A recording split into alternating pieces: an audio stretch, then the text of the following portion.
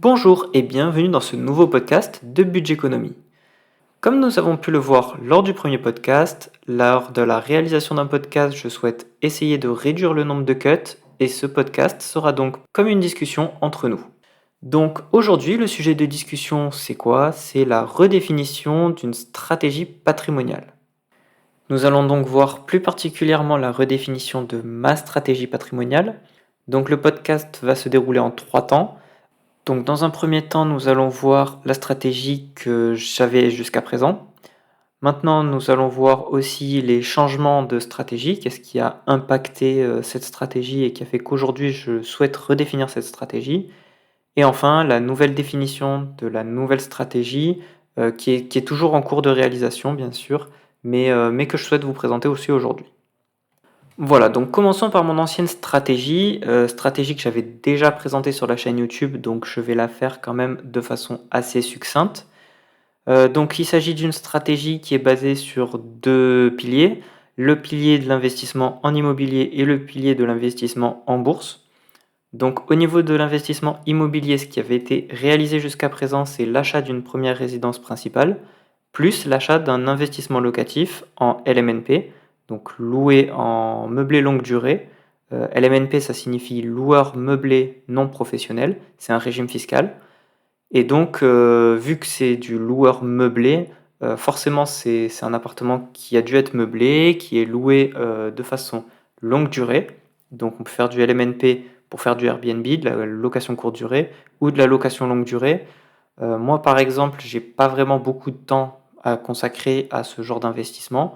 Donc j'achète, je fais des travaux, je meuble les appartements, et après je veux une gestion qui soit minimale, donc je veux faire de la longue durée.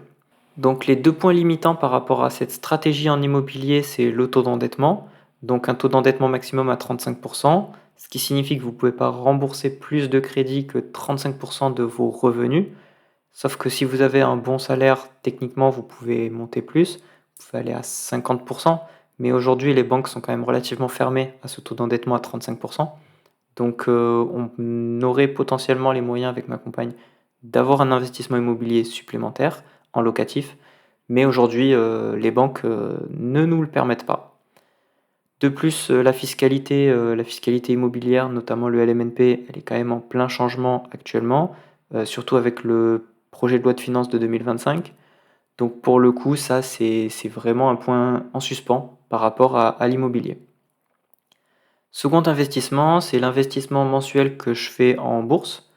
Donc j'ai deux sous-investissements, on va dire, là-dedans. Il y a le PEA. Donc ma stratégie sur le PEA, c'est l'achat mensuel en DCA, donc Dollar Cost Average. Ça veut dire que tous les mois, je mets le même montant sur un ETF World. Donc ça, c'est ce que je fais actuellement. Ça marche plutôt bien.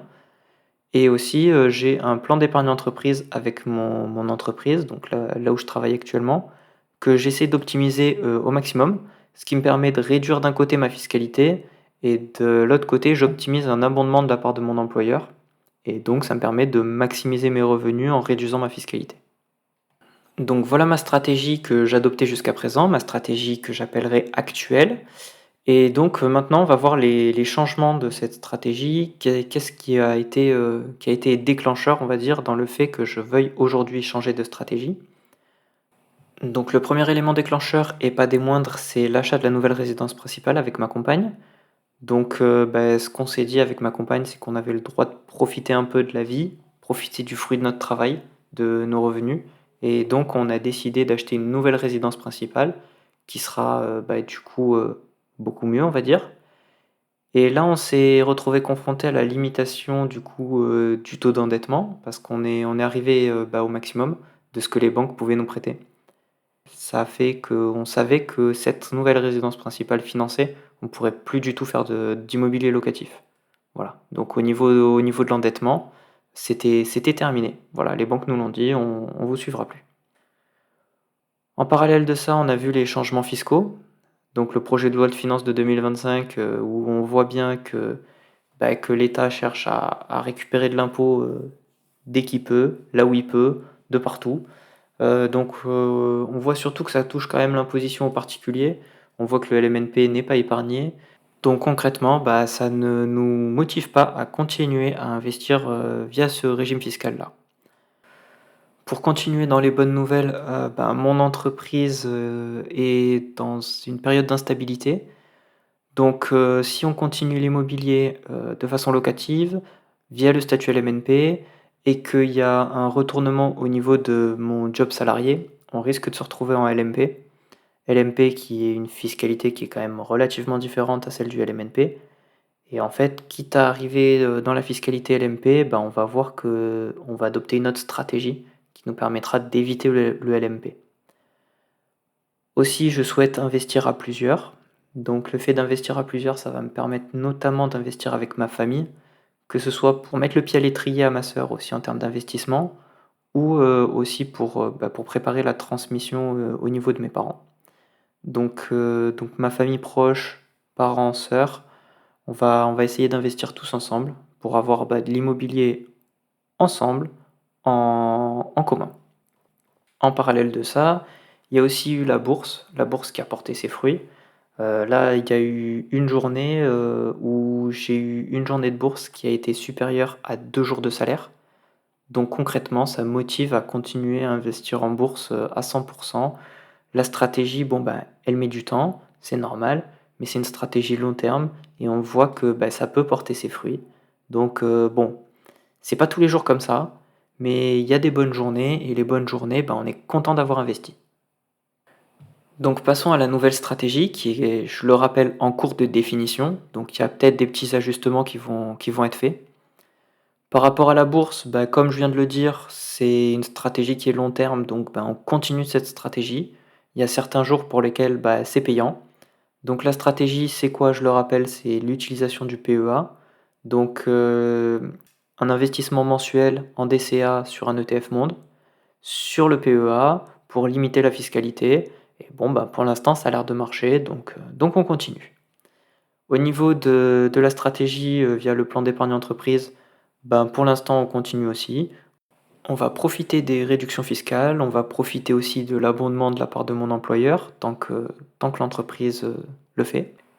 Et puis c'est un plan d'épargne qui, en cas de problème au niveau de mon entreprise, en cas de licenciement notamment, bah, il peut être débloqué. Donc du coup, bon, ça fera toujours ça, si jamais un jour, ça s'arrête au sein de mon entreprise actuelle. Au niveau de l'immobilier, ben, je pense que la stratégie, on l'a déjà plus ou moins définie, donc l'achat d'une nouvelle résidence principale. La résidence principale actuelle, on la passe en investissement locatif, toujours via le statut de LMNP. Donc la résidence principale actuelle, on va la meubler différemment, mais continuer à enfin voilà, on va partir de la base existante et on va continuer à la meubler et la mettre en location, en LMNP. Et le bien immobilier que j'ai en investissement locatif, pour le coup, celui-là, bah, on va peut-être le vendre. On va voir parce que, bah, pour le coup, il est moins rentable que notre résidence principale actuelle. Et en plus, il sera loin de notre nouvelle résidence principale et potentiellement, c'est lui qui, si jamais ça se passe mal au sein de mon entreprise actuelle, bah, c'est lui qui me ferait basculer, en LMP. Donc du coup, ben, avant d'arriver sur une fiscalité qui est non maîtrisée, on réfléchit, du coup, bah, à vendre ce bien, pour permettre de répondre à toutes ces problématiques. La vente de ce bien ne signifie pas que j'arrête l'immobilier, bien au contraire, je souhaite en parallèle de ça créer une entreprise pour pouvoir investir de façon, entrepreneuriale, on va dire, dans de l'investissement en immobilier locatif, mais en association cette fois-ci. Donc, peut-être avec ma compagne, peut-être avec, ma famille et donc, cette entreprise-là permettrait de générer des investissements immobiliers locatifs et donc des revenus complémentaires. Donc, ça, c'est une fiscalité qui est totalement différente, qui est plus stable dans le temps et donc, que j'étudie actuellement, pour pouvoir augmenter le patrimoine immobilier sans le détenir en perso et sans du coup, avoir une fiscalité personnelle qui augmente et avoir mon patrimoine personnel qui augmente par l'intermédiaire d'une société. Donc c'est une part de cette nouvelle stratégie qui est encore un petit peu floue. Je sais ce que je voudrais faire, c'est quand même à étudier sur la mise en œuvre. Donc pour le coup, je sais que je veux continuer l'immobilier, je sais qu'en perso ça va être compliqué, je vais être bloqué par le taux d'endettement, je vais être bloqué par la fiscalité. Donc je pense que le côté, investissement immobilier, par l'intermédiaire d'une entreprise peut permettre de répondre à toutes ces problématiques. Voilà, donc j'espère que ce podcast sur la redéfinition de ma stratégie patrimoniale, vous a plu. Si c'est le cas, je vous laisse me mettre un pouce en l'air. Je vous laisse également me donner vos retours par rapport à cela, en commentaire.